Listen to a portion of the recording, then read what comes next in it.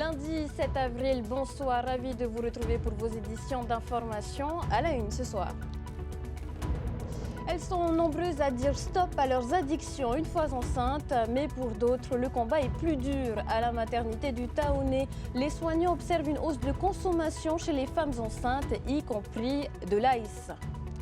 La Polynésie détient un triste record mondial. La goutte touche 15% de sa population adulte.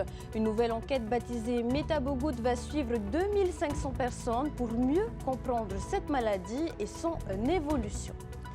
Plus de 40 ans de recherche et d'innovation pour la protection des océans et des ressources marines. L'IFREMER étant créé en Polynésie et en Nouvelle-Calédonie. Depuis mars, une nouvelle directrice est à la tête du Centre Pacifique de l'Institut. Isabelle Forge-Allégré est notre invitée. Direction Tatoutou ensuite pour découvrir les métiers pénitentiaires et notamment le poste de moniteur de la sécurité. Slimane, SCH, Bon Entendeur et plus d'une quinzaine d'artistes locaux. Le programme du Tiki Fest 2025 promet du lourd.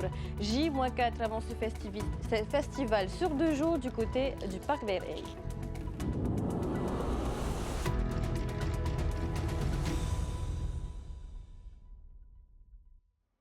À l'occasion de la Journée mondiale de la santé, lumière sur un phénomène en nette augmentation, les addictions chez les femmes enceintes. Tabac, alcool, paca et même ice, ces substances mettent en péril la santé des futures mamans, mais surtout celle de leurs bébés. Face à ce fléau, une prise en charge spécifique se met en place à la maternité du Taoné. Reportage signé Sophie Guébel. À la maternité de l'hôpital du Taoné, Reihere vient d'accoucher de son premier enfant. Il y a 9 mois, la jeune femme, bonne vivante, aimant les soirées bien arrosées, a décidé de tout arrêter à l'annonce de sa grossesse. J'ai pensé d'abord à mon bébé et que j'ai pensé aussi que tout ce que je vais fumer, par exemple, si je fumais, si j'avais bu, ben mon bébé aussi, il fume et il boit alors que c'est pas bon pour lui. Ça sera de ma faute s'il lui arrive quoi que ce soit. Si Reihere fait partie de la majorité des mamans qui cessent leur addiction à l'annonce de leur grossesse, il est parfois bien difficile de renoncer à sa dépendance. Un constat qu'elle observe jusque dans son entourage. J'en connais aussi qui malheureusement, ils n'arrivent pas à, je sais pas comment dire, réfréner cette addiction de fumer par exemple ou même plus de boire pendant leur grossesse. Bon après je porte pas de jugement, je suis pas juge, mais ouais c'est dommage quand même.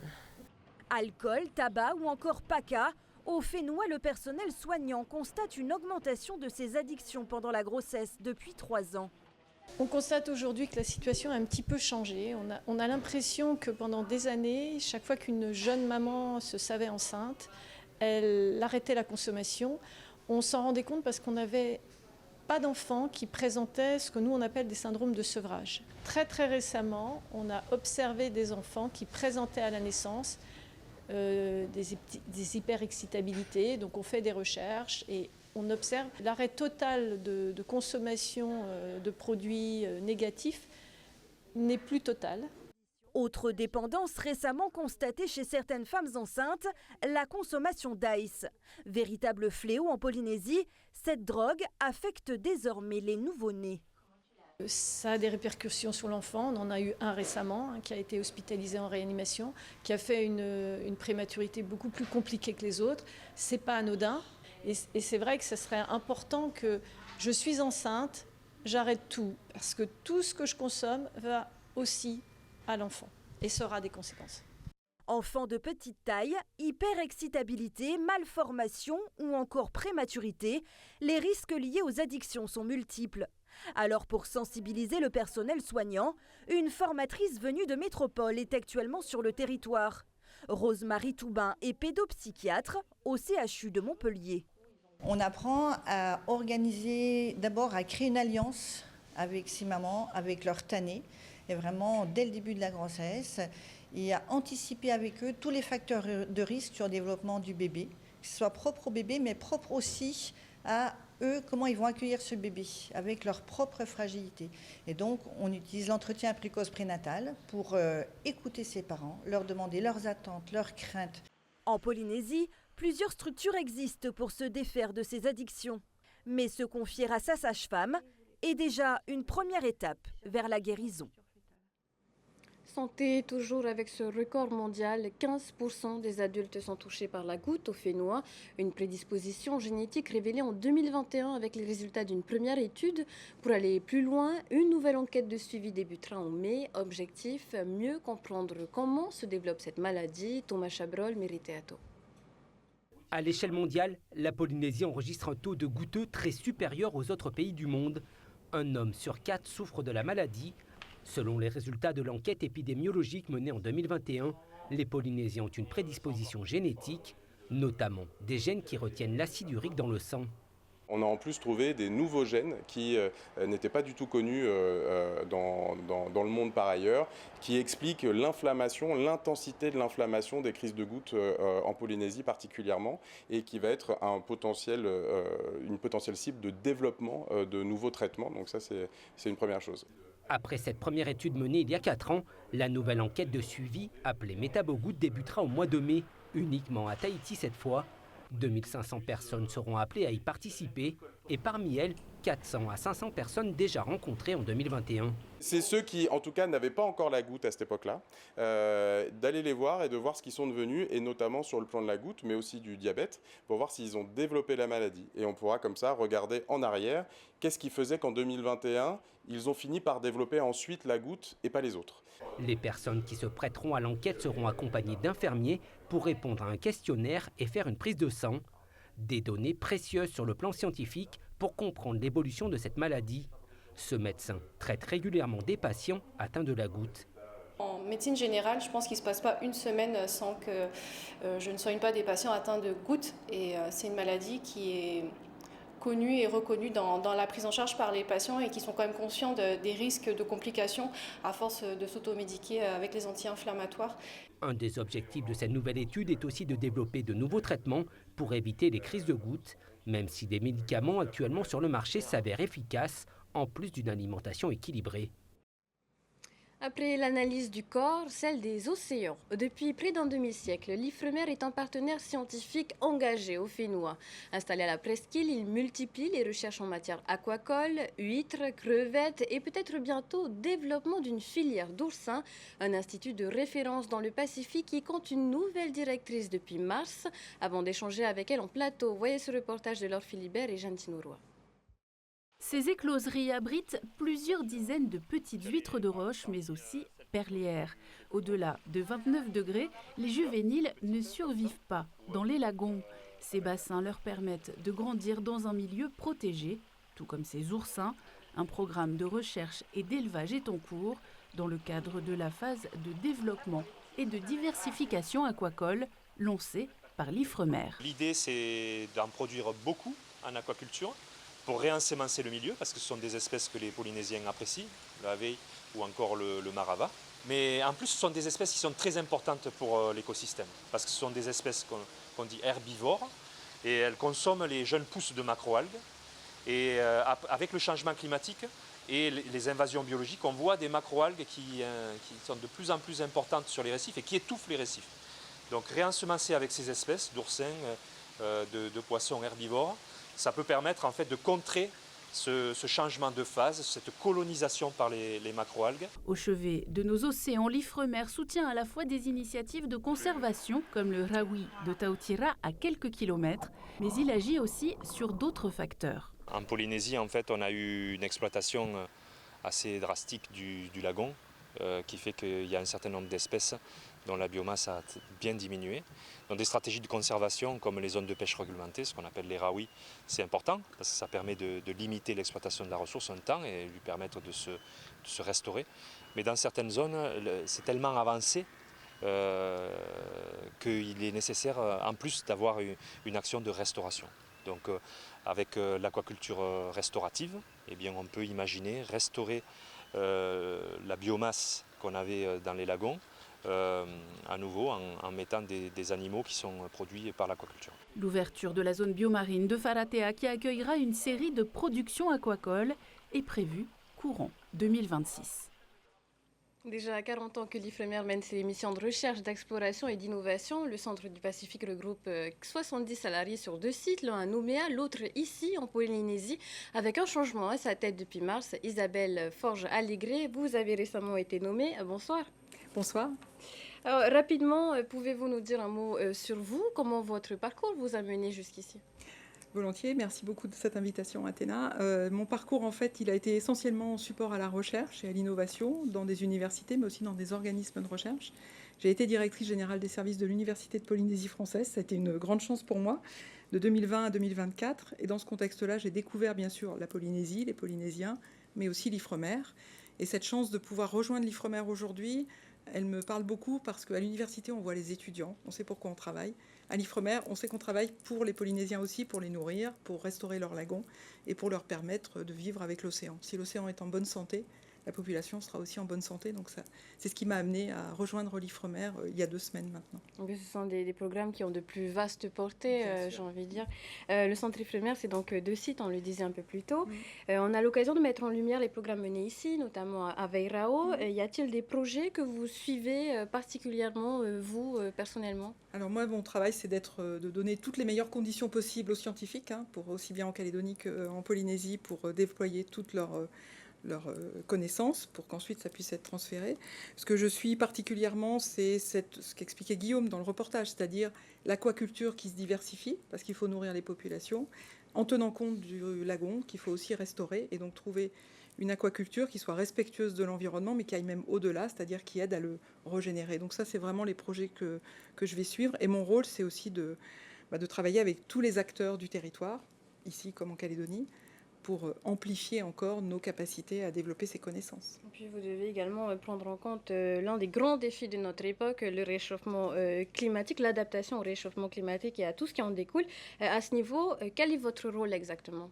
Alors, le rôle de l'Ifremer, c'est effectivement de travailler sur ces questions liées au changement climatique et à tous les phénomènes extrêmes qu'on voit aujourd'hui. On appelle notamment dans nos lagons les canicules marines.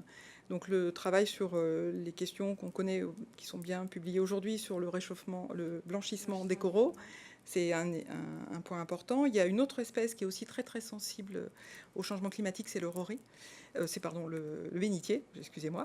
Et donc on peut aussi, en suivant ces 2 espèces et le phénomène donc de blanchissement, le phénomène d'appauvrissement du récif qui est extrêmement dangereux pour nos côtes, puisque au-delà de ces espèces qui sont menacées, il y a également des macroalgues qui se développent, et ces macroalgues, elles peuvent étouffer le récif. Donc nos travaux, ils sont toujours dans cette diversification de l'aquaculture, de aussi restaurer, de préserver ce récif qui est si important pour nos côtes et pour préserver les populations qui vivent sur les côtes de la montée des eaux.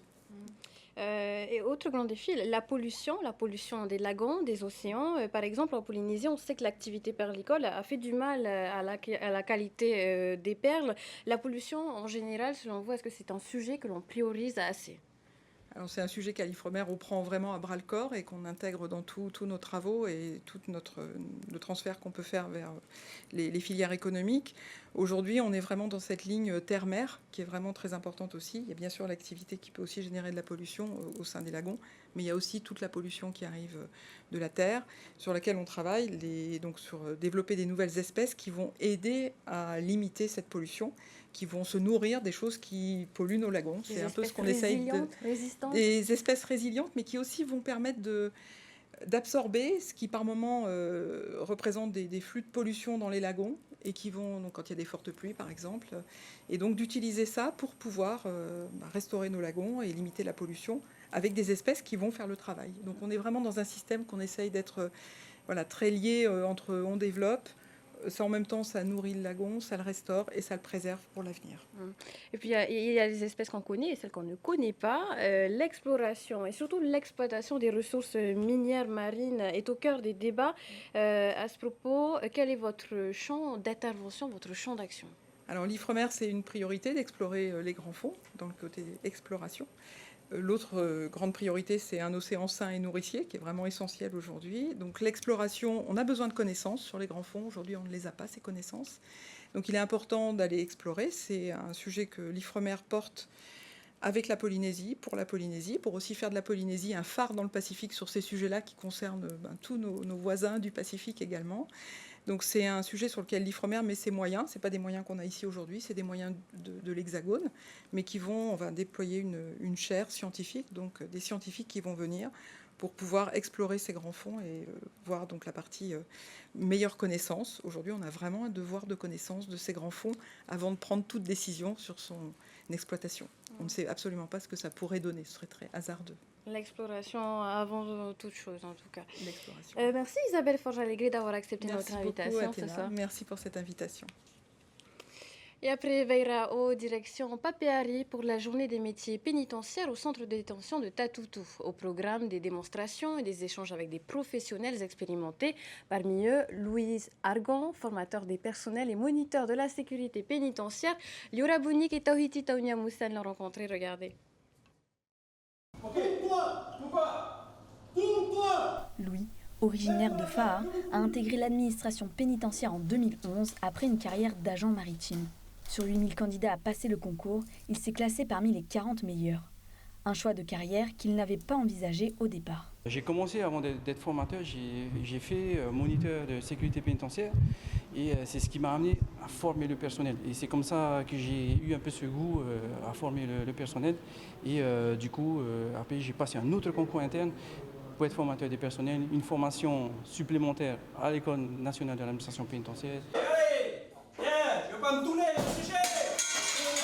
Particulièrement polyvalent, Louis est habilité à former sur les techniques d'intervention armée. Il prend aussi en charge les situations d'incendie et enseigne les bonnes pratiques lors des contrôles. Mais ce qu'il apprécie le plus, la dimension humaine de son travail. C'est vraiment un métier très humain, c'est-à-dire que là, tu es vraiment amené à pouvoir déjà te connaître toi. Quelles sont tes limites, quelles sont tes capacités, et de pouvoir en fait avoir une meilleure communication avec les personnes placées sous main de justice. Et d'une certaine manière, tu vas pouvoir leur apporter une certaine aide. Et ce métier-là, au fait, m'a fait découvrir ce que j'étais capable de faire. Un métier qui reste peu connu, souvent éclipsé par les pompiers ou la gendarmerie. Les établissements pénitentiaires se sont donc réunis ce matin pour présenter les différents métiers de leur secteur où le choix ne manque pas. L'ensemble des établissements pénitentiaires est représenté ici aujourd'hui pour présenter l'ensemble des métiers, mais aussi des gens qui travaillent avec nous. Par exemple, on a aussi les médecins et les infirmiers qui travaillent et qui font la prise en charge des personnes détenues au sein des établissements qui sont avec nous ce matin. On a aussi une antenne des bracelets électroniques, on a des psychologues. Il n'y a pas que des surveillants, il n'y a pas que des officiers, il n'y a pas que des CEPIP, il y a des administratifs, des techniques et puis tous ceux qui travaillent avec nous aussi. Une deuxième journée pénitentiaire est prévue le 22 septembre. Elle sera dédiée essentiellement à la commémoration des agents tombés pour servir le pays. Deux tentes, quelques pneus et des palettes. Cette journée des métiers pénitentiaires était aussi l'occasion pour près de 80 agents du centre de détention de Tatoutou d'exprimer leur mécontentement vis-à-vis de la direction de l'établissement. Sur leur repos hebdomadaire ou sur leur temps de pause, les manifestants maintiennent les revendications pour lesquelles ils s'étaient déjà mobilisés en avril 2024. On écoute Mathieu Gouding, surveillant pénitentiaire et délégué syndical FO. On dénonce aussi le manque de réactivité par rapport aux réparations techniques, aux problèmes techniques à l'intérieur qui génèrent du travail supplémentaire. Les montages, les ascenseurs, la station d'épuration saturée. On dénonce également le manque d'effectifs. On voulait qu'on fasse un point sur les postes vacants pour pouvoir déterminer le nombre de personnes qu'on pourrait faire revenir de France. Le compte à rebours est lancé avant le Tiki Fest édition 2025. L'événement qui réunit des artistes internationaux sur la scène tahitienne revient cette année pour 2 jours de festivités au Parc Veirei. Petit aperçu de ce qui vous attend avec Sophie Guébel. Que nous réserve cette 4e édition ? Le Tiki Fest 2025, c'est 2 jours de festival, 6 artistes internationaux et 2 scènes musicales au Parc Veirei. Vendredi, Slimane, Folewad et Don Diablo seront à l'honneur. À l'affiche de samedi, Emma Peters, Je sens que je t'oublie un peu. SCH. J'ai pas encore guéri. Ils ont fait rêver du million. Et Bon Entendeur viendront enflammer la scène. Si le Tiki Fest met à l'honneur des stars internationales, l'événement est avant tout un festival polynésien ouvert à tous. Plus d'une quinzaine de talents locaux seront également sur scène comme Pepena, Nohorei ou encore des DJ comme T-Unit. Au total, 20 heures de live pour cette édition 2025 et la possibilité de dormir sur place à la Belle Étoile dans une tente pour profiter au maximum des 2 journées de festival.